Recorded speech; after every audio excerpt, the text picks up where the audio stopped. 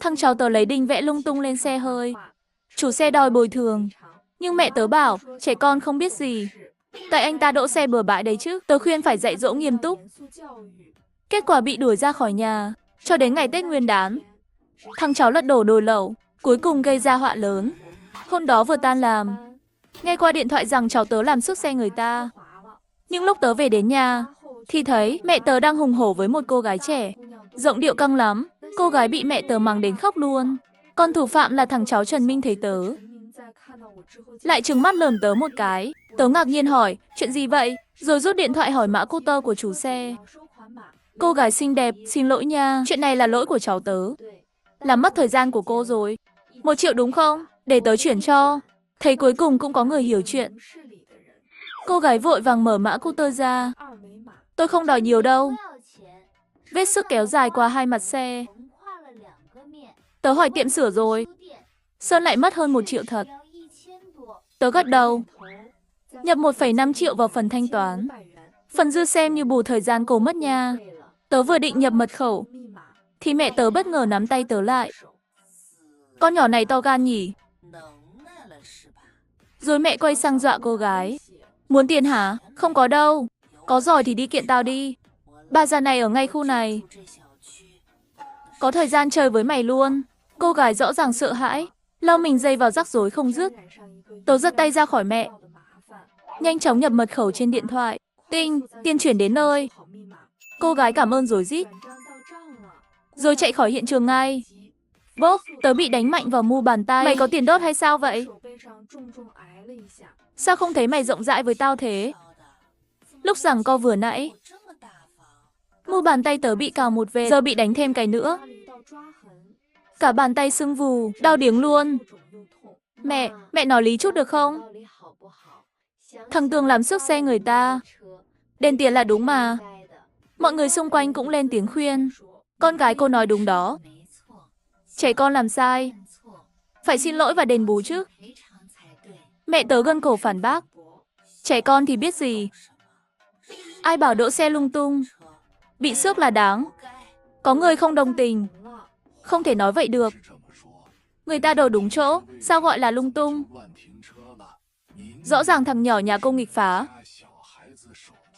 Mẹ tớ vốn đã đuổi lý, một mình đấu không lại cả đám. Tức đến xanh mặt, quay người bỏ đi. Thấy tớ cũng định về nhà, thằng cháu Lưu Cường giang tay chặn tớ lại. Phía trước là nhà tao, mày không được đi. Tớ lười đôi co, cứ thế bước tiếp.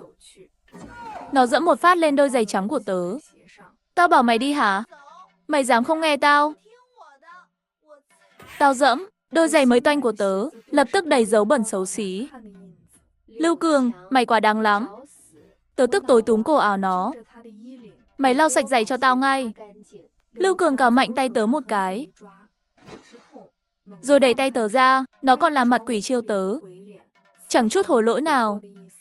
Không ngờ mẹ tớ kéo Lưu Cường vào lòng, khen trẻ con nghịch ngợm mới thông minh.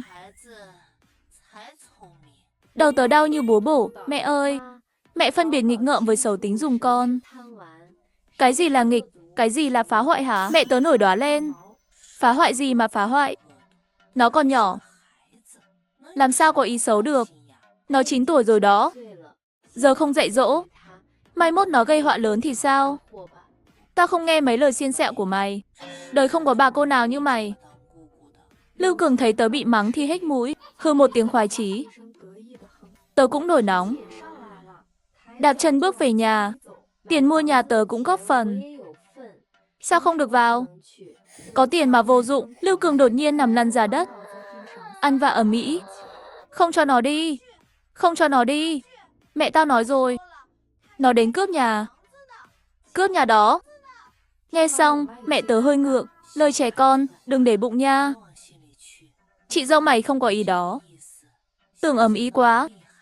Thôi mày đi trước đi. Khoảnh khắc đó, bảo không buồn là nói dối. Hồi nhỏ bố mẹ tớ đã trọng nam khinh nữ. Đến khi đi làm, anh trai tớ ở nhà ăn bám suốt ngày. Cả nhà xài tiền tớ kiếm ra.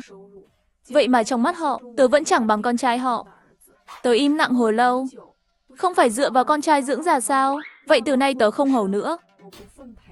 Sau lần tàn dã không vui này, tớ thực sự yên tĩnh một thời gian. Đến khi nghe tin Lưu Cường lần nữa, là nó bị người ta đánh vào viện. Lúc đó tớ chỉ nghĩ, trời có mắt. Đã quá, sau đó mẹ tớ gọi điện. Tưởng tượng bị thằng to con cao một em tá em đánh. Tát một phát. Thằng nhỏ bay luôn. Tớ. Lưu Cường làm gì vậy? Qua điện thoại, mẹ tớ âm ư không chịu nói. Tớ tò mò quá. Đành đến bệnh viện. Đến nơi. Mẹ tớ nắm tay tớ, khóc lóc thảm thiết. Gọi bạn luật sư của con tới đi. Phải kiện thằng trời đánh đó. Cho nó phá sản luôn. Nếu thằng Tường mà có mệnh hệ gì, mẹ liều mạng với nó. Con là cô nó, phải đòi công bằng cho nó chứ. Tớ nhẹ nhàng rút tay ra. Mẹ nói xem Lưu Cường làm gì trước đã. Con không tin người ta vô cớ đánh nó. Mẹ tớ ngập ngừng kể. Hôm nay ở quán ăn, thằng Tường nhân lúc người ta đi vệ sinh, đổ nước tiểu vào chai bia. Anh kia uống một ngụm thấy lạ. Quay ra thấy thằng Tường đứng cười ngố trước mặt. Thế là đánh nó một trận. Tớ nghe mà sững sờ, ngỡ ngàng hỏi lại. Mẹ không ngăn sao? Mẹ tớ vỗ đùi cái bốc. Khóc lóc thảm thiết, sao không ngăn chứ? Lúc thằng Tường bị đánh, mẹ liều mạng lao vào cản. Tớ tức đến phát điên, con nói là lúc nó đổ nước tiểu vào chai bia kìa. Sao mẹ không cản lúc đó? Mẹ tớ tỉnh bơ. Cản cái đó làm gì? Tớ không tin nổi tai mình. Mẹ hỏi con cản làm gì á? Để nó không đổ nước tiểu vào bia người ta chứ sao? Mẹ tớ cứng họng một lúc. Quán ăn đâu phải nhà nó. Trẻ con nghịch tí có sao đâu. Ai quản rộng vậy? Anh ta uống thì kệ, đầu tớ nổi da gà. Không hiểu nổi cách nghĩ của mẹ. Thấy tớ sững sờ, mẹ vội giục. Con đứng ngây ra đó làm gì? Mau gọi bạn con hỏi xem. Kiện được bao nhiêu tiền? Tớ cảm thấy tim gan run lên. Nó đáng bị đánh lắm. Đền cái gì mà đền? Mẹ tớ hốt hoảng. Nước tiểu trẻ con thì liên quan gì? Còn có người dùng nước tiểu trẻ con để luộc trứng chả ăn nữa kìa. Chẳng bẩn đâu. Tớ suýt nôn tại chỗ luôn. Ghê quá đi. Nôn một cái mà không dừng lại được. Đi khám thử. Hóa ra tớ có thai rồi. Khoảnh khắc đó tớ mừng muốn phát điên. Hồi nhỏ thiếu thốn tình thương. Ước mơ lớn nhất đời tớ là có một gia đình. Một mái ấm trọn vẹn. Tớ vội gọi cho bố đang đi công tác xa. Anh ơi, em có thai rồi. Bố còn phấn khích hơn tớ. Hứa hẹn sẽ xong việc sớm. Về nhà với em ngay. Tớ chẳng thèm nghe máy mẹ. Rời bệnh viện về thẳng nhà luôn. Không ngờ nổi là mẹ tớ lại lôi kéo bố vào cuộc.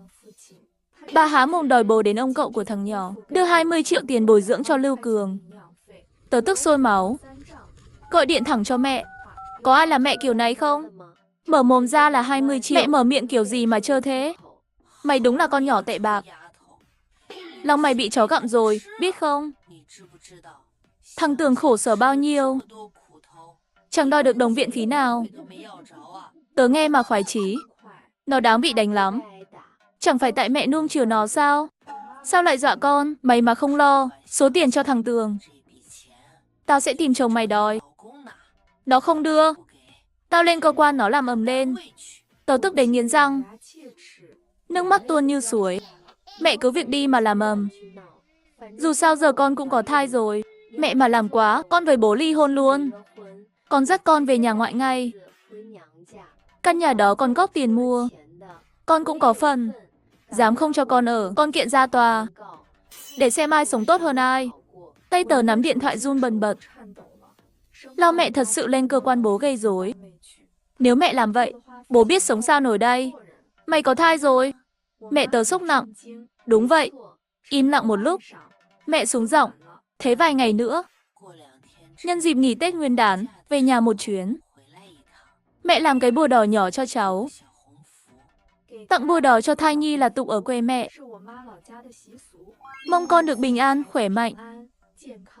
Dù tớ chẳng muốn gặp họ tí nào, nhưng tớ lại rất muốn đứa bé trong bụng được nhận cái bùa đỏ mang phúc lành, tớ nhấn mạnh. Về thì được, nhưng con không đưa đồng nào. Mẹ tớ hừ một tiếng rồi cúp máy luôn. Đáng lẽ hẹn trưa nguyên đán qua lấy bùa đỏ. Nhưng bố nhắn sớm cho tớ. Bảo trưa nay bố về đến nhà. Thế là tớ đổi ý, sáng về nhà ngoại. Xong việc thì về nhà sớm. Cũng vì thế, tớ vô tình nghe được âm mưu kinh thiên ở nhà ngoại.